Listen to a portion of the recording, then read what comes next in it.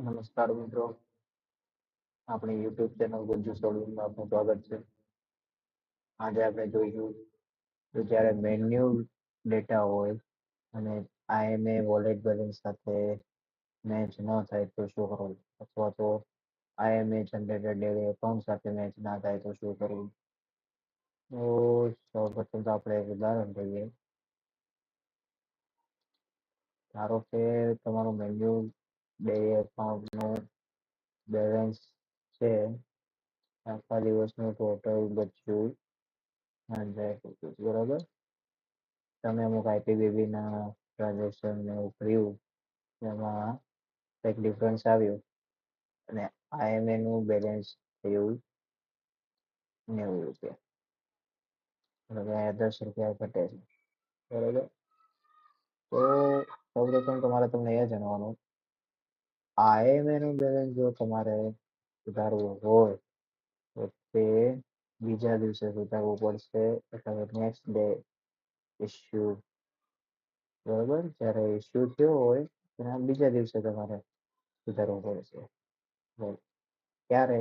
એ પણ તમે જ્યારે ડે બિગિન કરો તે પછી સુધરશે. એ તમારે જવું પડશે મિસલેનિયસ. બરાબર, મિસલેનિયસમાં જશો. હવે તમારે એના શું કરવાનું છે? 90 રૂપિયા છે, તો હવે 10 રૂપિયા ઘટે છે.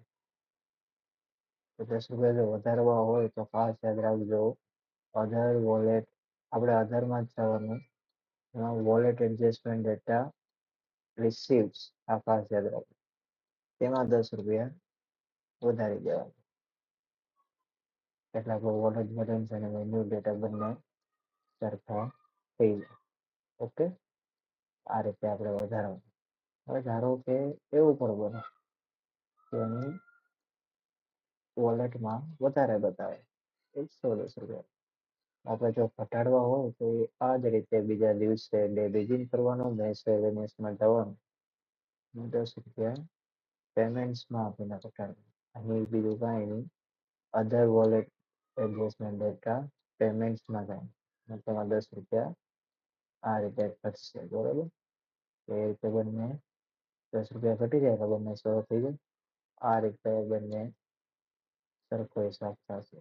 બરાબર, IMA વોલેટ એડજસ્ટમેન્ટ કઈ રીતે કરવું મેં તમને આ વિડીયોમાં આટલું કીધું.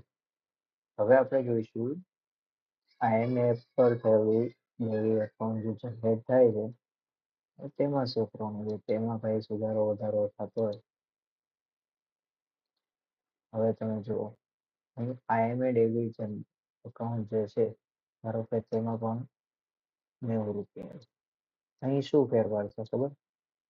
આ ઇસ્યુ જ્યારે તમારે આવે ને જે દિવસે, તે દિવસે જ તે તમારે સુધારવું પડશે મિસમેચ ડિલિવરીમાં જઈને. આ મિસમેચ ડિલિવરીનો ઓપ્શન આફ્ટર ડે એન્ડ જ જોવા મળશે. એટલે જ્યારે તમે ડે એન્ડ કરશો, જે દિવસે ઇસ્યુ આવે એ જ દિવસે તમારે જો, ત્યારે તમારું આ જે 100 રૂપિયા ધારો કે આ છે અને IMA નું બેલેન્સ છે એ બંને સરખું બતાવતું હોય, પરંતુ આમાં 10 રૂપિયાનો ફેરફાર થાય છે, આ રીતે ડિફરન્સ આવે છે બંને વચ્ચે. બરોબર, તો શું કરવાનું? તો આપણે તે દિવસે મિસમેચ ડિલિવરીમાં ઓપ્શન પર ક્લિક કરવાનું, અધર ડેટા રિસીવ્સમાં 10 રૂપિયા આ રીતે ચડાવવાનું. બરાબર, પછી સબમિટ આપવાનું રહેશે. ત્યારે એવું પણ નથી, એવું પણ બની શકે કે વધારે બતાવતો હોય ઘણી વાર બેલેન્સ. IPBB ના ડેટા ફેચ ના થાય ત્યારે વધારે પણ બતાવે છે. તો તેનો પણ ઘટાડો કરવા માટે આપણી પાસે ઓપ્શન છે અધર ડેટા પેમેન્ટ. તો તમે આ રીતે 10 રૂપિયા ઘટાડવા.